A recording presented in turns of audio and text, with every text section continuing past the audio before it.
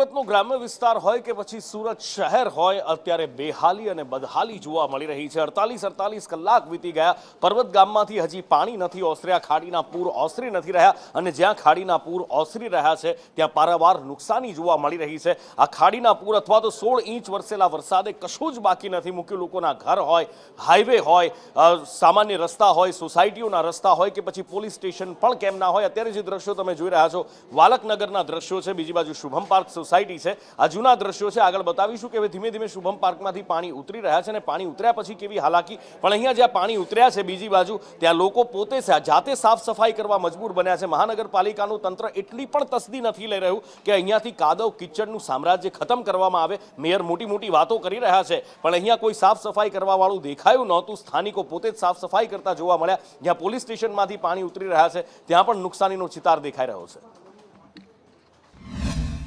सीमाड़ा नाका पास आवेल वालकनगરમાં पानी तो हवे धीरे धीरे उतरी रह्यु छे, परंतु लोकोनी नुकसानी स्पष्टपणे जोवाई रही छे। जोई शकाय छे के लोकोનું लाखोનું રૂપિયાનું नुकसान थयुं छे।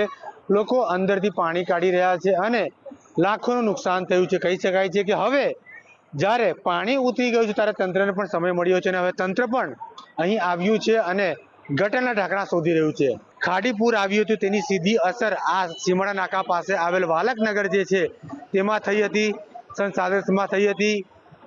અનેક સોસાયટીઓ જે છે અહીં તે સોસાયટીમાં પાણી ઘૂસી ગયા હતા અને કુલ ધડ સુધીના પાણી ઘૂસી ગયા હતા। પરંતુ હવે પાણી જ્યારે ધીરે ધીરે ઉતરી રહ્યું છે ત્યારે પાણી ઉતરતા લોકો પોતાના ઘર તરફ વાટ પકડી છે અને પોતાના ઘરની સાફ સફાઈ કરી રહ્યા છે। જોઈ શકાય છે કે જે રીતે નુકસાની થઈ છે તે નુકસાની લોકો સાફ સફાઈ કરી રહ્યા છે, ઘર સાફ સફાઈ કરી રહ્યા છે, પરંતુ હજી પણ પાણી ઉતર્યું નથી। ધીરે ધીરે પાણી ઉતરી રહ્યું છે। લોકોને તંત્રના પાપે ભારે હાલાકીનો સામનો કરવાનો વારો આવ્યો છે। કેમેરામેન ભૂષણ ચૌધરી સાથે જયેન્દ્ર પાંડે, સંદેશ ન્યૂઝ, સુરત। સુરતમાં સીમાડા નાકા પાસે આવેલ સ્વાગત સોસાયટી પણ ખાડી પૂરની પાણીમાં ગરકાવ થઈ ચૂક્યું હતું। પાણી એકાએક આવતા લોકોને ભારે હાલાકીનો સામનો કરવાનો વારો આવ્યો હતો। લોકો જીવ બચાવે કાં તો પછી સામાન બચાવે। પછી 2 વાગ્યા પછી ઘરે જઈને સૂતા તો શેરીમાંથી 4 વાગે ફોન આવ્યો મકાન માલિકનો કે શેરીમાં પાણી આવવા મળ્યું છે, તમે ઝડપથી આવો। તો હવે અડધી કલાકમાં ઘરેથી પહોંચ્યા ત્યાં તો 2 ફૂટ પાણી ખાતાની અંદર ભરાઈ ગયું હતું। તો એમાં તો કઈ રીતે અમારે સામાન બચાવવો? મારે 7 મશીન છે તો 7 મશીન પલળી ગયા, સાડીઓ પલળી ગઈ, બધું મટીરિયલ પલળી ગયું। ઓછામાં ઓછું 15 થી 17 લાખનું નુકસાન છે અને તંત્ર કોઈ કાંઈ ધ્યાન દેતું નથી, મ્યુનિસિપાલિટી કાંઈ ધ્યાન દેતી નથી। અમારા માણસો કારીગરો ગટરમાંથી કચરા બહાર કાઢે છે। પાણી ભરાયું હતું, ન કોઈ તંત્રનો માણસ જોવા આવ્યો, ન કોર્પોરેટર જોવા આવ્યું, ન મેયર જોવા આવ્યા। જ્યારે પાણી ઓસરવા લાગ્યું ત્યારે મેયર અહીં આટા ફેરવા માટે આવી ગયા અને ફક્ત ને ફક્ત ફોટા પાડીને અહીંથી જતા રહ્યા। હવે બદલવાની જરૂર છે તેવું પણ આ સ્થાનિક લોકો કહી રહ્યા છે।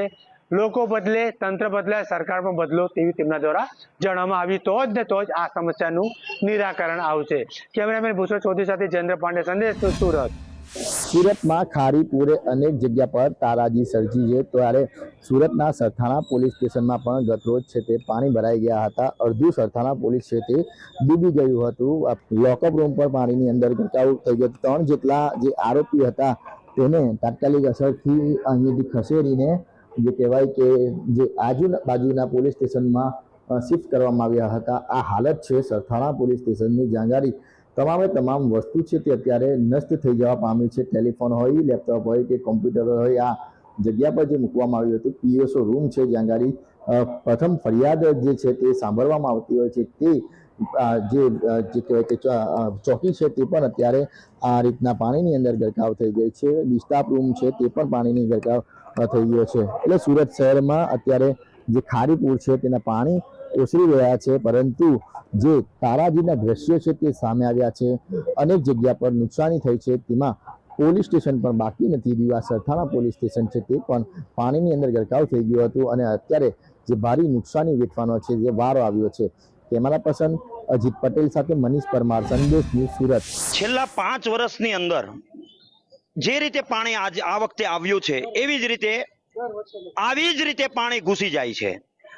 લોકો રાતે સૂતા હોય છે અને સૂતા છપછપિયા કરવા મળે છે। ત્યારે આ રાજ્ય સરકારને, સુરત મ્યુનિસિપાલિટી કોર્પોરેશનને એક જાહેરમાં ચીમકી આપવામાં આવે છે, કોઈ પણ વખતે હવે પાણી આવ્યું છે તો ખરેખર બહુ મોટું આંદોલન છેડાશે. અમે 25 શિવ શક્તિ 25 નંબરમાં રહે છે. મારો માણસ 6 મહિનાથી બીમાર છે, ટીબીની બીમારી છે. સરકારી હોસ્પિટલમાં તમે પૂછી આવો, એમના પગમાં ઉંદરડા કડી ગયેલા છે, એટલું બધું ગંદકી છે, એટલું બધું અમે ત્રાસ સહન કરીએ છીએ. અમારું ઘઉં ચોખા અનાજ અને આટલા ગંદા પાણીમાં પગના એટલા છાલા પડી ગયેલા છે. માણસના એવો માણસ નીચે ઉપર કરીને કઈ એ લોકો બીમારી વધારી થઈ જાય તો અમે કોનું શું કરી લેવાના?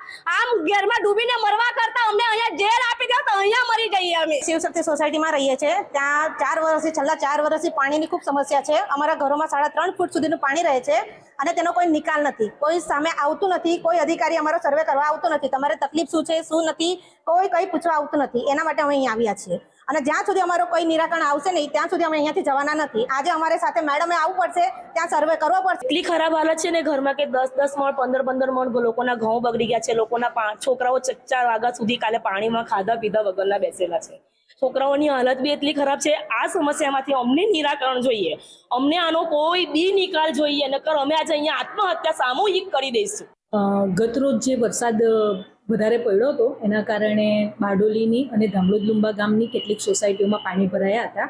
એમાં ખાસ કરીને સત્યસાઈ સોસાયટી, ડીએમ પાર્ક સિટીના અંદરનું એમાં પાણી ભરાયું હતું. એટલે લોકોને જે હાલાકી પડી એના માટે પોતાના પ્રશ્નો રજૂઆત કરવા માટે અહીંયા આવેલા હતા. આજરોજ એમને સાંભળવામાં આવેલ છે તથા એમના દ્વારા જે કંઈ રજૂઆતો કરવામાં આવેલી છે એ તાલુકા વિકાસ અધિકારી શ્રી, ચીફ ઓફિસર શ્રી તથા નાયબ કાર્યપાલક ઇજનેર ડ્રેનેજ મારફત વ્યવસ્થિત તપાસ કરાવડાવીને આપણે આગળની કાર્યવાહી કરવાનું એમને આશ્વાસન આપવામાં આવેલ છે.